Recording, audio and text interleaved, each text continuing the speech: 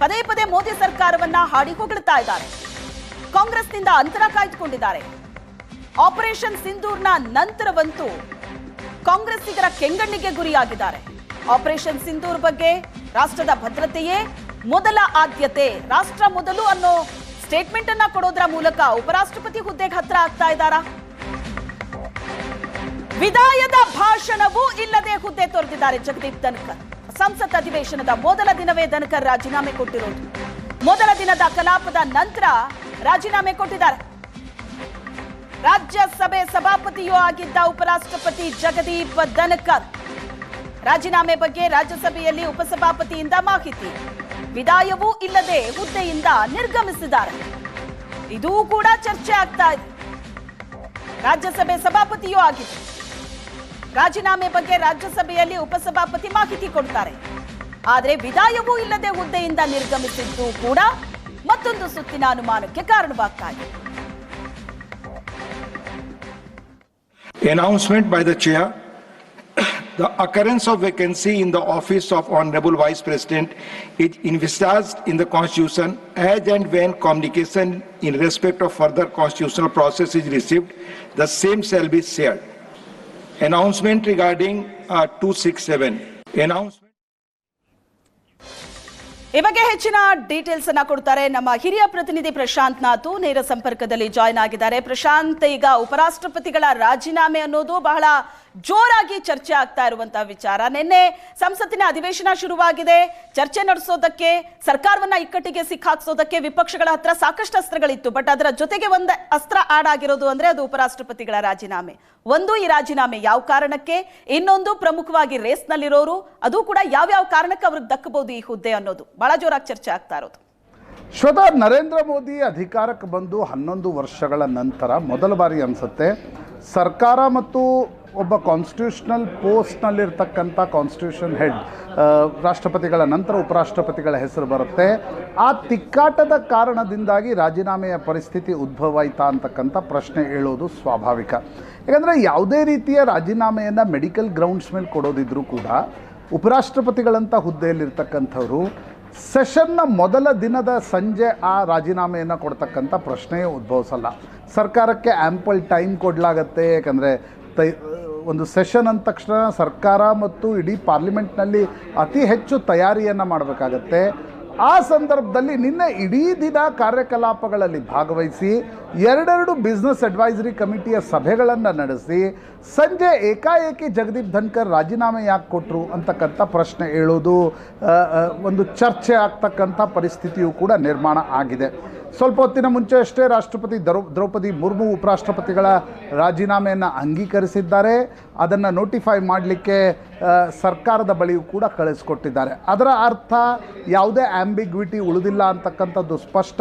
ಆದರೆ ಮೊದಲ ಬಾರಿ ಅನಿಸುತ್ತೆ ನೋಡಿ, ದೇಶದ ರಾಜಕೀಯ ಇತಿಹಾಸದಲ್ಲಿ 2 ಬಾರಿ ಉಪರಾಷ್ಟ್ರಪತಿಗಳೇ ರಾಜೀನಾಮೆ ನೀಡಿದ್ದು ವಿ ಗಿರಿ ಮತ್ತು ಆರ್ ವೆಂಕಟರಾಮನ್ ತಮ್ಮ ಟರ್ಮ್ನ ಎಂಡ್ನಲ್ಲಿ ರಾಷ್ಟ್ರಪತಿ ಚುನಾವಣೆ ನಿಲ್ಲುವುದಕ್ಕೋಸ್ಕರ.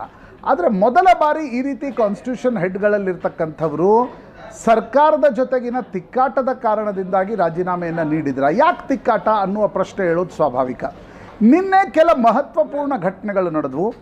ಲೋಕಸಭೆಯಲ್ಲಿ ರವಿಶಂಕರ್ ಪ್ರಸಾದ್ ಮತ್ತು ಇತರ BJP ಸಂಸದರು ಅಲಹಾಬಾದ್ ಹೈಕೋರ್ಟ್ನ ನ್ಯಾಯಮೂರ್ತಿಗಳ ವಿರುದ್ಧ ಏನು ಜಡ್ಜಸ್ ಎನ್ಕ್ವೈರಿ ಆ್ಯಕ್ಟ್ನಲ್ಲಿ ಮೋಷನ್ ತೆಗೆದುಕೊಳ್ಳಬೇಕು ಅಂತಕ್ಕಂಥದ್ದನ್ನು ಲೋಕಸಭೆಯಲ್ಲಿ ಪ್ರಸ್ತಾಪಿಸ್ತಾ ಇದ್ದಾಗ ಏಕಾಏಕಿ ಉಪರಾಷ್ಟ್ರಪತಿಗಳು ವಿಪಕ್ಷಗಳ ನಾಯಕರ ಕಡೆಯಿಂದ ಬಂದ 63 ವಿಪಕ್ಷಗಳ ಸಂಸದರು ಸಹಿ ಹಾಕಿದ್ದ ಅರ್ಜಿಯನ್ನು ಪುರಸ್ಕರಿಸಿ ಸೆಕ್ರೆಟರಿ ಜನರಲ್ಗೆ ಸದನದಲ್ಲೇ ಅದನ್ನು ಸೆಕ್ರೆಟರಿ ಜನರಲ್ಗೆ ಕಳಿಸ್ತಕ್ಕಂಥ ಒಂದು ನಿರ್ಣಯವನ್ನು ತೆಗೆದುಕೊಂಡಿದ್ದು ಸರ್ಕಾರವನ್ನು ಬೇಸರಕ್ಕೆ ದೂಡ್ತಾ ನಂಬರ್ 1 ಪ್ರಶ್ನೆ.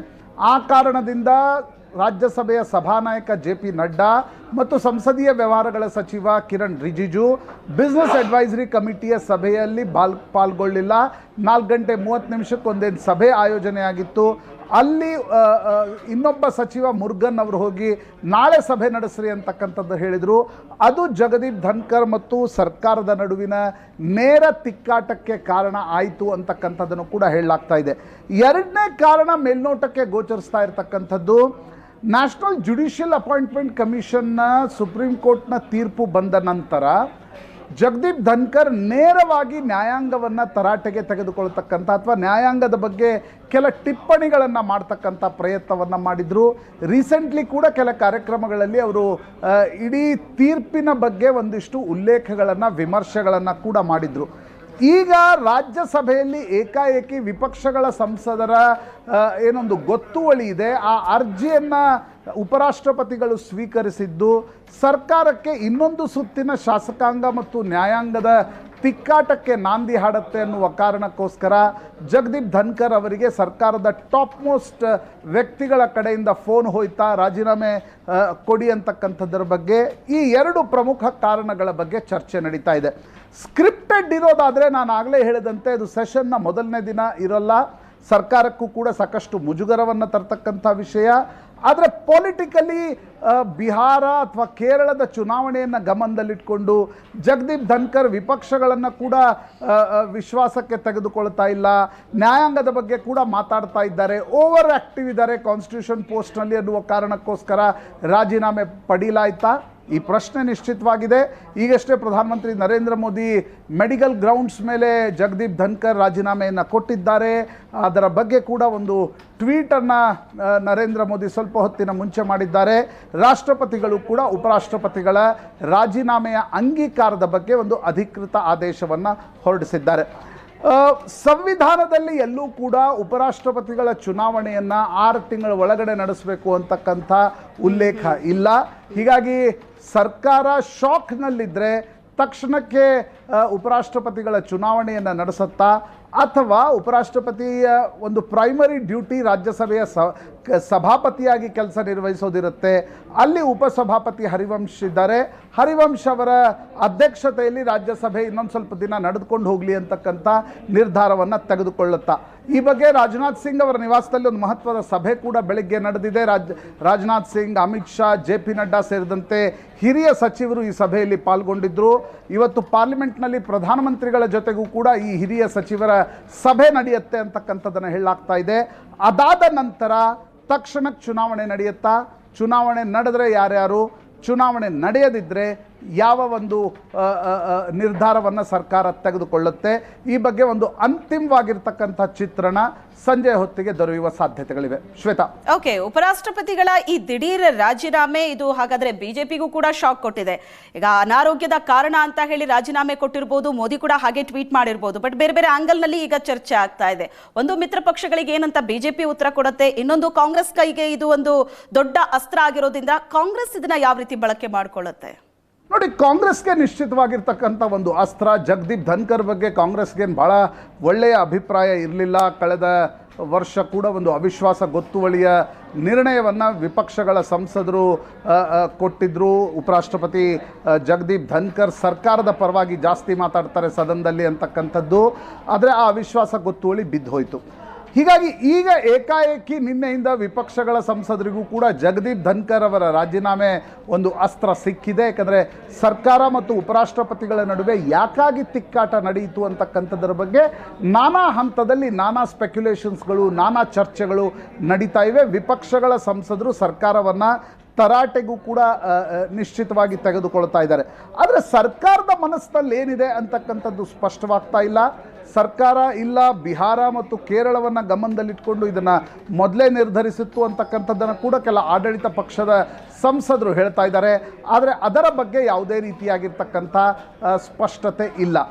ಒಂದು ವೇಳೆ ಸರ್ಕಾರ ಇಲ್ಲ ಉಪರಾಷ್ಟ್ರಪತಿಗಳ ಚುನಾವಣೆಯನ್ನು ಆದಷ್ಟು ಬೇಗನೆ ನಡೆಸಬೇಕು ಅಂತಕ್ಕಂಥ ತೀರ್ಮಾನವನ್ನು ಮಾಡಿದರೆ, ಬಿಹಾರದ ಚುನಾವಣೆ ಇದೆ, ನಿತೀಶ್ ಕುಮಾರರನ್ನು ಉಪರಾಷ್ಟ್ರಪತಿಯನ್ನಾಗಿ ತರ್ತಾರಾ ಅಂತಕ್ಕಂಥದ್ರ ಬಗ್ಗೆ ಕೂಡ ಚರ್ಚೆ ಇದೆ. ಯಾಕಂದರೆ ಬಿಹಾರದ ರಾಜಕೀಯ ಸಮೀಕರಣಗಳನ್ನು ನೋಡಿದಾಗ ಚಿರಾಗ್ ಪಾಸ್ವಾನ್ ಯಾವುದೇ ಕಾರಣಕ್ಕೂ ನಿತೀಶ್ ಕುಮಾರ್ ಜೊತೆ ಮೈತ್ರಿ ಮಾಡಿಕೊಳ್ಳಲ್ಲ, ನಾನು ಇಂಡಿಪೆಂಡೆಂಟ್ ಆಗಿ ಹೋಗ್ತೀನಿ, NDA ವೋಟ್ ಹೊಡಿತೀನಿ ಅಂತಕ್ಕಂಥದ್ದನ್ನು ಹೇಳುತ್ತಿರುವಾಗ ನಿತೀಶ್ ಕುಮಾರ್ ಅವರನ್ನು ವಯಸ್ಸಿನ ಕಾರಣದಿಂದ ಮನವೊಲಿಸಿ ಉಪರಾಷ್ಟ್ರಪತಿ ಸ್ಥಾನಕ್ಕೆ ತಂದು ಅಲ್ಲಿ ಒಬ್ಬ ಹಿಂದುಳಿದ ವರ್ಗದ BJP ನಾಯಕನನ್ನು ಮುಖ್ಯಮಂತ್ರಿ ಅಭ್ಯರ್ಥಿಯನ್ನಾಗಿ ಮಾಡ್ತಾರಾ ಅಂತಕ್ಕಂಥದ್ದರ ಬಗ್ಗೆ ಕೂಡ ನಿಶ್ಚಿತವಾಗಿ ಒಂದು ಚರ್ಚೆ ಇವತ್ತು ಬೆಳಗ್ಗೆಯಿಂದ ಆರಂಭವಾಗಿದೆ.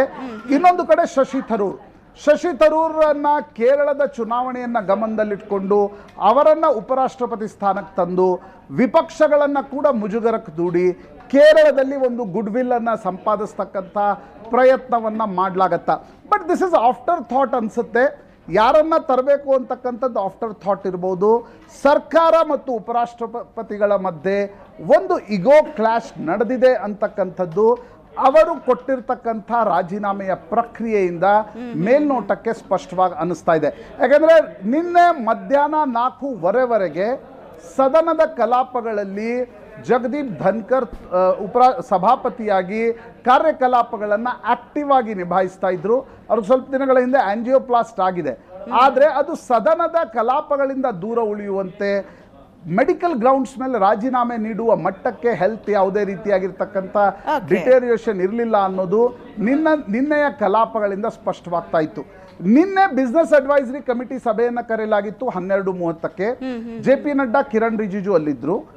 ಅದಾದ ಮೇಲೆ ಸದನದಲ್ಲಿ ಜಗದೀಪ್ ಧನ್ಕರ್ ವಿಪಕ್ಷಗಳ 63 ಸಂಸದರ ಒಂದೇನು ಮೋಷನ್ ಇತ್ತು, ಇದಕ್ಕೆ ಗೊತ್ತುವಳಿ ಇತ್ತು, ಇದು ಜಡ್ಜಸ್ ಎನ್ಕ್ವೈರಿ ಆ್ಯಕ್ಟ್ಗೆ ಸಂಬಂಧಪಟ್ಟಂತೆ, ಅದನ್ನು ಸ್ವೀಕರಿಸಿ ಸೆಕ್ರೆಟರಿ ಜನರಲ್ ಕೊಟ್ಟ ನಂತರ 4:30 ಒಂದು ಬಿಸ್ನೆಸ್ ಅಡ್ವೈಸರಿ ಕಮಿಟಿ ಸಭೆಗೆ JP ನಡ್ಡಾ ಮತ್ತು ಕಿರಣ್ ರಿಜಿಜು ಇಬ್ಬರೂ ಕೂಡ ಹಾಜರಾಗಿರಲಿಲ್ಲ. ಇನ್ನೊಬ್ಬ ಸಚಿವ ಎಲ್ ಮುರುಗನ್ ಹೋಗಿ ನೀವು ನಾಳೆ ಸಭೆ ನಡೆಸಿ ಅಂತಕ್ಕಂಥದ್ದನ್ನು ಹೇಳಿದಾಗ ಸರ್ಕಾರದ ಕಡೆಯಿಂದ ಉಪರಾಷ್ಟ್ರಪತಿಗಳ ಮೇಲೆ ಒತ್ತಡ ಇತ್ತು. ಸರ್ಕಾರವನ್ನು ವಿಶ್ವಾಸಕ್ಕೆ ತೆಗೆದುಕೊಳ್ಳದೆ ನೀವಿಂಥ ದೊಡ್ಡ ನಿರ್ಣಯವನ್ನು, ವಿಪಕ್ಷಗಳ ಗೊತ್ತುವಳಿಯನ್ನು ಸ್ವೀಕರಿಸುವ ಅಗತ್ಯತೆ ಏನಿತ್ತು? ಇದು ಪ್ರಾಯಶಃ point of contention between government and vice president ಅಂತ ಮೇಲ್ನೋಟಕ್ಕೆ ಅನಿಸ್ತಾ ಇದೆ. ನಿಶ್ಚಿತವಾಗಿ ಉಪರಾಷ್ಟ್ರಪತಿಗಳು ಇದರ ಬಗ್ಗೆ ಏನಾದರೂ ಹೆಚ್ಚುವರಿ ಮಾಹಿತಿಯನ್ನು ಕೊಟ್ಟಾಗ ಅಥವಾ ಸರ್ಕಾರದ ಕಡೆಯಿಂದ ಮಾಹಿತಿ ಬಂದಾಗ ಮಾತ್ರ ನಿಶ್ಚಿತವಾಗಿ ತೆರೆಯ ಹಿಂದೆ ಏನಾಯಿತು ಅನ್ನೋದು ಸ್ಪಷ್ಟವಾಗಲಿದೆ. ಎಸ್, ಥ್ಯಾಂಕ್ ಯು ಪ್ರಶಾಂತ್ ನಿಮ್ಮೆಲ್ಲ ಡೀಟೇಲ್ಸ್ಗೆ.